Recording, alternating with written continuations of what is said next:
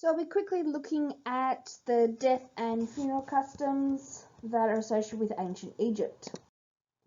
So religion played a major part in the life and death of ancient Egyptians. For those who were worthy, death was not seen as the end, instead it was regarded as the start of a different sort of existence. To be worthy, each person had to live a good life. In addition to living a good and honest life, there were a number of rituals that needed to be performed in order to ensure a smooth journey into the afterlife. These included preserving the body after death through a process known as mummification, reciting the appropriate magic spells to ensure the person's safe passage to the afterlife, and making sure that the dead person had access to what he or she would need in the afterlife. These items need to be placed in the person's tomb. So the mummification process. To the ancient Egyptians, reaching the afterlife was a complicated business. It was not enough for a person simply to be worthy. They also had to be prepared for the journey according to a number of rituals and be supplied with the necessary provisions and protections. Their bodies were preserved through the process of mummification or embalming, which involved removing vital organs and placing charms and spells in specific areas. Once a person's body was ready for burial, a procession included family, priests, and professional mourners would take the body to its tomb. At the entrance of the tomb, the priests performed various rituals, including the opening of the mouth ceremony. A priest touched all the head openings of the mummified body with an axe-like tool. This was believed to awaken the dead person's senses. The coffin was then sealed up and placed in the stone sarcophagus. The dead person was now ready to start the journey into the afterlife. So this is the mummification process. So an important man has died and his body needs to be prepared for burial. The process of mummification had two stages. First, the embalming of the body, then the wrapping and burial of the body. When you're embalming the body, his body is taken to the tent known as Ibu, or the place of purification. There, the embalmers wash his body with good-smelling palm wine and rinse it with water from the Nile.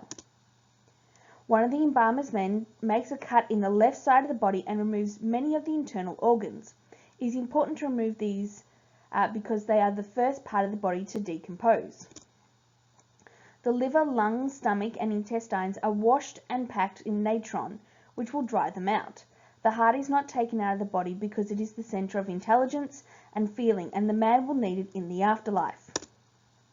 A long hook is used to smash the brain and pull it out through the nose. The body is now covered and stuffed with natron, which will dry it out. All the fluids and rags from the embalming process will be saved and buried along with the body. After 40 days, the body is washed again with water from the Nile. Then it is covered with oils to help the skin stay elastic. The dehydrated internal organs are wrapped in linen and returned to the body.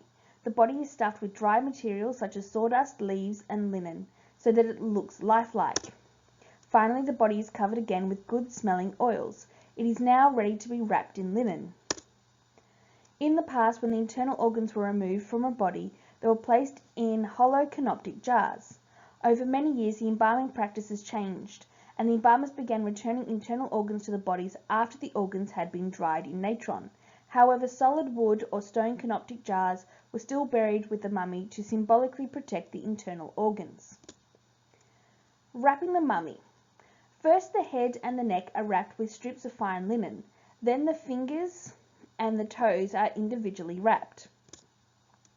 The arms and legs are wrapped separately. Between the layers of wrapping, the embalmers place amulets to protect the body in its journey through the underworld.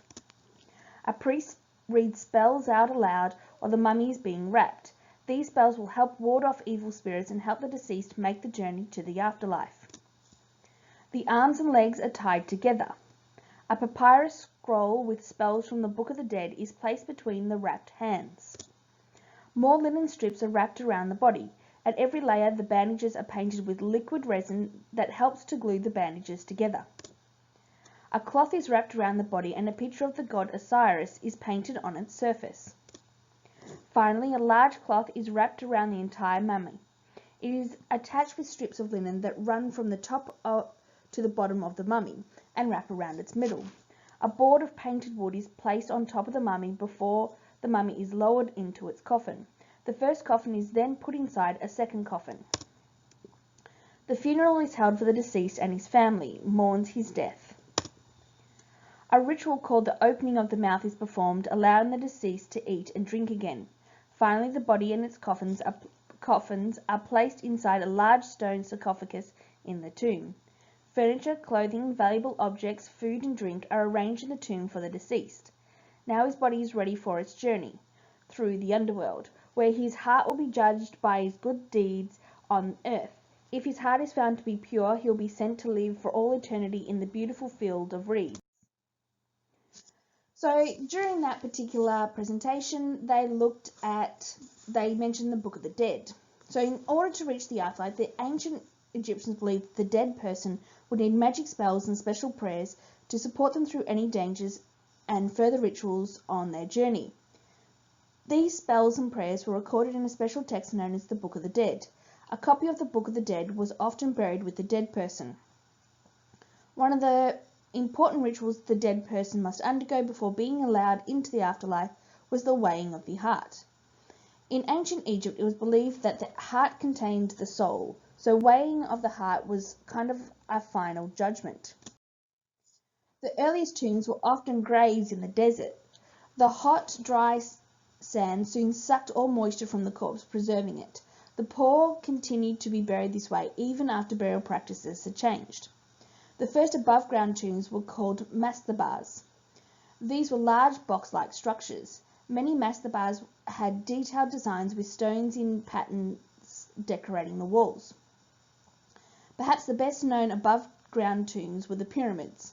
Today, more than 160 pyramids have been found. When grave robbers started becoming a problem, tombs for important people such as pharaohs dug underground in places such as the Valley of the Kings. This began to happen from around 1500 BCE. The Egyptians were buried with goods that they believed would be needed in the afterlife, such as clothing, jewellery, pots, furniture, wigs, tools, chariots, boats, food, and even servants. Later, small models of servants were used instead of the real servants. So yes, they actually did at one point kill and bury servants. So this is the weighing of the heart, and this is an image of what it actually looks like. And you would have noticed this a couple of lessons ago where we told you to analyze the image. Some of you got it right. So if you have a look at that, number 1 is Anubis, the god of embalming the dead, leads the dead person to judgment. 2, a row of judges sit waiting, so you can see that there is number 2. Number 3, Anubis weighs the dead person's heart against a feather from the headdress of Mat, the goddess of truth and justice. If the heart is lighter than the feather, it means that the person has led a good life and will be admitted into the afterlife. 4, Amit, a female demon with the head of a crocodile, will eat the dead person's heart if it is heavier than the feather. 5, Thoth, god of writing and knowledge, records the result of the weigh-in. 6, Horus, god of the sky and ruler of the world of the living, leads the dead person who has passed the test to Osiris. 7, Osiris, god of the dead in the underworld, allows the person into the afterlife. So that's what this image is depicting. And if you can look on this particular page, you can see that this is how the mummies are actually made in a little bit more detail. You may want to pause the video here. This is the last slide so you can read it in good detail.